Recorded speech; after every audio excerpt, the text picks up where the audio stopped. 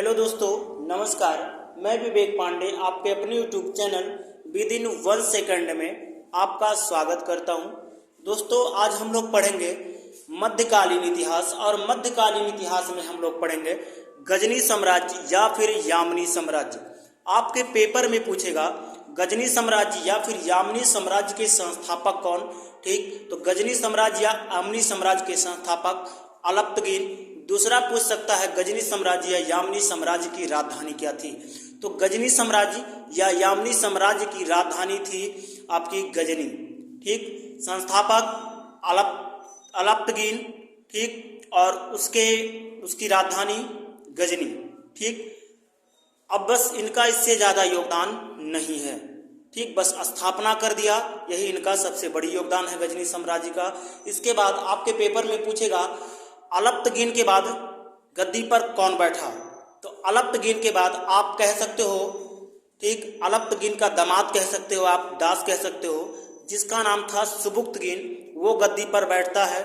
सुबुक्तगीन गद्दी पर बैठता है। और ये जो है आपके पेपर में इससे क्वेश्चन बनेगा कि भारत में पहला तुर्क आक्रमण किसने किया। सुबुक्तगीन। ठीक, किसके विरुद्ध। पंजाब के राजा थे जिनका नाम था जयपाल। ठीक, पंजाब के हिंदू शासक थे जयपाल, उनके विरुद्ध पहला तुर्क आक्रमण होता है। किसने किया। सुबुक्तगीन।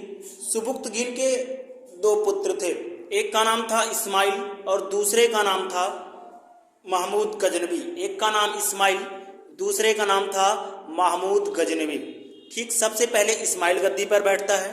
इस्माइल गद्दी पे बैठता है, लेकिन उसको कोई लाभ नहीं होता, उसके बैठना ना बैठना कोई मतलब नहीं निकलता। फिर 998 ईस्वी में महमूद गजनवी, सुबुक्तगीन का दूसरा पुत्र महमूद गजनवी गद्दी पर बैठता है। ठीक, और ये शासन संभालता है। आपके पेपर में एक क्वेश्चन बनेगा कि गजनी साम्राज्य की बागडोर संभालने से पहले महमूद गजनवी कहाँ का शासक था। गजनी साम्राज्य की बागडोर संभालने से पहले महमूद गजनवी कहाँ का शासक था। तो ये जो है गजनी साम्राज्य पे बैठने के पहले खुरासान का शासक हुआ करता था। कहाँ का। खुरासान का। ठीक, इसके बाद एक इतिहासकार थे जिसका नाम है सर हेनरी इलियट। इन्होंने बताया कि महमूद गजनवी ने भारत पर 17 बार आक्रमण किए। कितने बार। 17 बार, कम नहीं, कम से कम 17 बार। ठीक, आपके पेपर में पूछेगा महमूद गजनवी ने भारत पर कितनी बार आक्रमण किया। तो भारत पर महमूद गजनवी ने 17 बार आक्रमण किया। किसके अनुसार। सन हेनरी इलियट के अनुसार। ठीक, महमूद गजनवी के समय जो वो थे, क्या नाम उनको कहते हैं मुसलमानों में, खलीफा। ठीक, पूछेगा महमूद गजनवी के समय खलीफा कौन था। तो महमूद गजनवी के समय जो खलीफा थे उनका नाम था अल कादिर बिल्ला। क्या नाम था। अल कादिर बिल्ला। अल कादिर बिल्ला ने महमूद गजनवी को 2 उपाधियां दी थी। ठीक, एक यामनी उद्दौला और दूसरा यामनी उल मिल्लात। ठीक, एक उपाधि अल कादिर बिल्ला ने महमूद गजनवी को दी थी यामनी उद्दौला, दूसरा यामनी उल मिल्लात। ठीक, यामनी उद्दौला यानी साम्राज्य का दाहिना हाथ कह सकते हो। ठीक, यामनी उद्दौला का अर्थ निकालो आप तो साम्राज्य का दाहिना हाथ, और यामनी उल मिल्लात मतलब मुसलमानों का संरक्षक कह सकते हो आप, मुसलमानों का संरक्षक। आपके पेपर में क्वेश्चन और बनेगा कि महमूद गजनवी, ठीक, यह दे सकता है कि सुल्तान की उपाधि धारण करने वाला प्रथम शासक बताओ। तो सुल्तान की उपाधि धारण करने वाला महमूद गजनवी प्रथम शासक था। ठीक, और आपको हमने बता दिया ही कि सर हेनरी इलियट के अनुसार महमूद गजनवी भारत पर 17 बार आक्रमण कर चुका है। अच्छा, आप एक बात बताओ, अगर कोई भी शासक कहीं पे आक्रमण करता है तो उसका उद्देश्य क्या होता है। ठीक, अगर कोई भी शासक कहीं पर आक्रमण करता है तो उसका उद्देश्य क्या होता है। तो सबसे पहला उद्देश्य आप ध्यान में रखना, धन की प्राप्ति। कुछ हो चाहे ना हो, अगर कोई किसी पे आक्रमण करेगा तो धन की प्राप्ति। तो महमूद गजनवी का भारत पर आक्रमण करने का उद्देश्य क्या था। धन की प्राप्ति। दूसरा आप कह सकते हो जो मध्य एशिया है उसमें अपने, ठीक, मध्य एशिया में, ठीक, अपने शासन को मजबूत करना। भाई धन मिलेगा तभी शासन मजबूत होगा। तो पहला उद्देश्य धन की प्राप्ति। दूसरा मध्य एशिया में शासन को मजबूत करना। ठीक, कुछ लोगों का उद्देश्य साम्राज्य विस्तार भी होता है, लेकिन महमूद गजनवी का ऐसा कोई उद्देश्य नहीं था कि वो अपने साम्राज्य को विस्तार करे। ठीक, तो आपने पढ़ा कि टोटल कितनी बार, 17 बार, 1000 से लेके 1027 तक मिला के टोटल 17 बार आक्रमण किया गया है भारत पे महमूद गजनवी के द्वारा। ठीक, कुछ आक्रमण इसके महत्वपूर्ण हैं, उसको हम लोग पढ़ लेते हैं।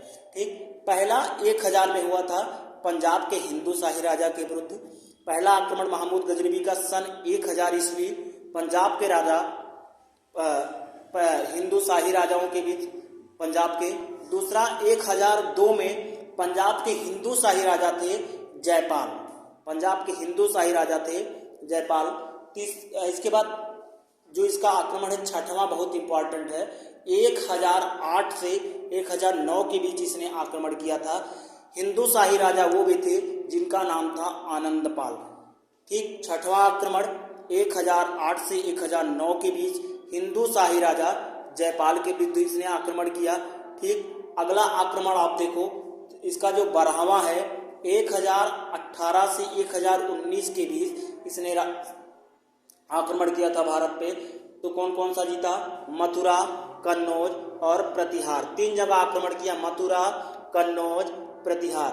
ठीक, फिर 13वां आक्रमण इसका 1019 से 1020 के बीच हुआ, जिसमें इसने चंदेल के राजा विद्याधर को पराजित किया। ठीक, किसे, चंदेल के राजा विद्याधर के विरुद्ध आक्रमण हुए। ये आपके लिए बहुत इंपॉर्टेंट है, पराजित नहीं हुए विद्याधर। आपके पेपर में पूछेगा कि महमूद गजनवी किस आक्रमण में या कहाँ के राजा के आक्रमण में ठीक आक्रमण किया लेकिन सफल नहीं हुआ, तो इसका 13वां आक्रमण था। ठीक, जो 1019 से 1020 के बीच होता है।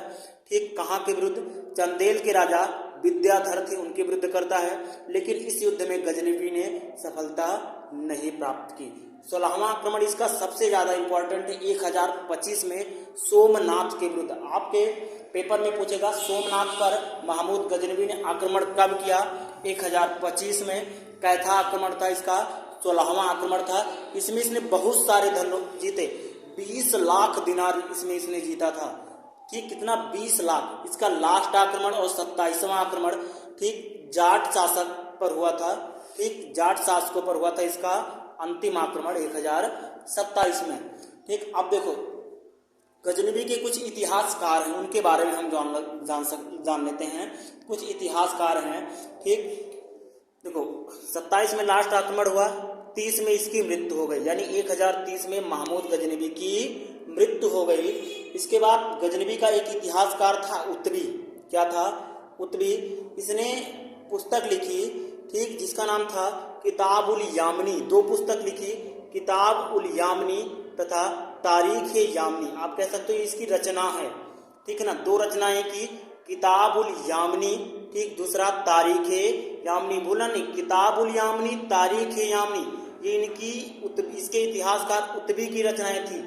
ठीक, और गजनवी के शासनकाल में 11वीं सदी में अलबरूनी भारत आया था। अलबरूनी कब, 11वीं सदी में गजनवी के शासनकाल में अलबरूनी भारत आया था। ठीक, जिसने किताबुल हिंद की रचना की थी। किसकी, किताबुल हिंद की रचना की, जिससे भारत के सामाजिक सांस्कृतिक जीवन के बारे में जानकारी मिलती है। ठीक, भारत के सामाजिक और सांस्कृतिक जीवन के बारे में जानकारी मिलती है।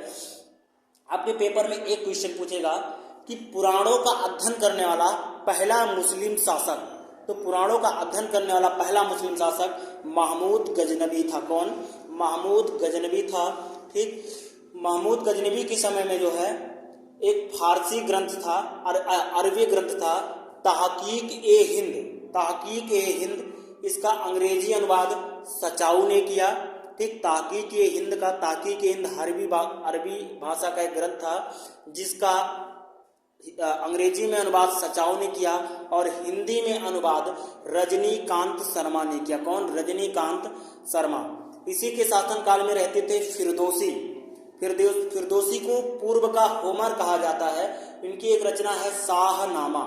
क्या, शाहनामा। तो आपके पेपर में पूछेगा शाहनामा किसने लिखा, फिरदौसी। पूर्व का होमर किसे कहा जाता है, फिरदौसी को। ठीक, इसके बाद एक इसी के शासनकाल में थे बेहाकी, क्या नाम था उनका, बेहाकी। इन्होंने एक रचना की थी तारीख-ए-सुबुक्तगीन। सुबुक्तगीन कौन था, अलब्तगीन का दामाद कह सकते हो या दास कह सकते हो। दूसरा आप कह सकते हो कि ये जो है महमूद गजनवी के पिता थे। ठीक, तो तारीख-ए-सुबुक्तगीन की रचना बेहाकी ने की। ठीक, और जो गजनवी था महमूद गजनवी, इसने संस्कृत मुद्रा लेख के साथ जो है चांदी के सिक्के जारी किए।